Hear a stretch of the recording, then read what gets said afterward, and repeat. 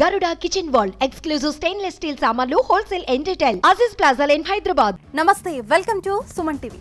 105 రోజుల పాటు ఉత్కంఠ భరితంగా సాగిన బిగ్ బాస్ 7 క్లైమాక్స్ చేరుకుంది. ఇక మరికొద్ది సేపట్లో బిగ్ బాస్ విజేత ఎవరో తేలిపోనుంది. ఆదివారం రాత్రి గ్రాండ్ ఫినాలే నిర్వహించి టైటిల్ విజేతను ప్రకటించనున్నారు. మరి బిగ్ బాస్ విన్నర్ ఎవరు? ప్రధాన పోటీ ఎవరి మధ్య ఉండనుంది? ఫైనల్లో ప్రశాంత్ డబ్బులు తీసుకున్నాడా? రవితేజ కోసం అమర్ బిగ్ బాస్ టైటిల్ వదిలేశాడన్న విషయాలకు క్లారిటీ కాసేపట్లో రానుంది.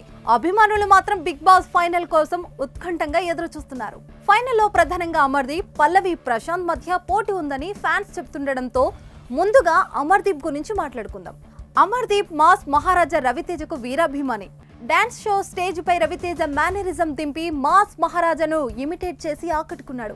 అలాంటి Ravi Teja Bigg Boss 7 Telugu grand ఫినాల్లోకి తన ఈగల్ మూవీ ప్రమోషన్ లో భాగంగా రాగానే అమర్దీప్ ఉప్పొంగిపోయాడు.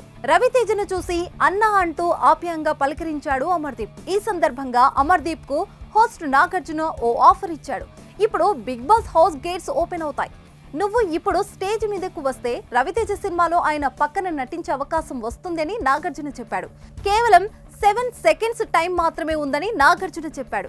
నాగార్జున అలా చెప్పడంతో బిగ్ బాస్ గేట్ వైపు అమర్దీప్ పరిగెత్తుకుంటూ వచ్చేశాడు. అయితే అమర్దీప్ రవితేజ పక్కన ఛాన్స్ కోసం బిగ్ బాస్ టైటిల్ ను వదులుకున్నాడా లేదా అన్నది కాసేపట్లో తేలినుంది.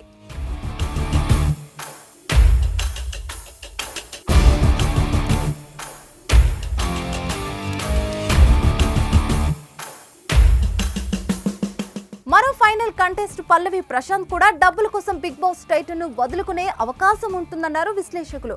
ఫైనల్లో గోల్డెన్ బాక్స్, డైమండ్ బాక్స్ ఆఫర్లను చివరి ఇద్దరి కంటెస్టెంట్లకు కల్పిస్తారు. ఇక వాటిలో సుమారు 20 నుంచి 25 లక్షల వరకు ఉంటాయి. మొత్తం ప్రైజ్ మనీలో సగం కంటే ఎక్కువ డబ్బులను ఆఫర్ చూపిస్తారు. ఎవరైనా వెళ్లిపోదామనుకుంటే వాటిని తీసుకుని వెళ్లిపోవచ్చు అనేసి అంటారు. అయితే ఈ డబ్బులను ప్రశాంత్ తీసుకుంటాడు అని ప్రచారం జరుగుతుంది. ప్రశాంత్ డబ్బులు తీసుకోవడానికి ఒప్పుకోకపోయినా నాగార్జున అతనిని టెంప్ట్ చేసే అవకాశాలు కూడా ఉన్నాయి. 25 లక్షలు తీసుకుంటే నువ్వు కోరుకున్న రైతులకు ఉపయోగపడతాయని, ఆ డబ్బులతో వారికి సాయం చేయొచ్చని నాగార్జున చెప్తే మాత్రం ప్రశాంత్ డబ్బులు తీసుకున్నా ఆశ్చర్యపోకర్లేదు. మరి ఏం జరుగుతుందో కాసేపట్లో తేలిపోనుంది.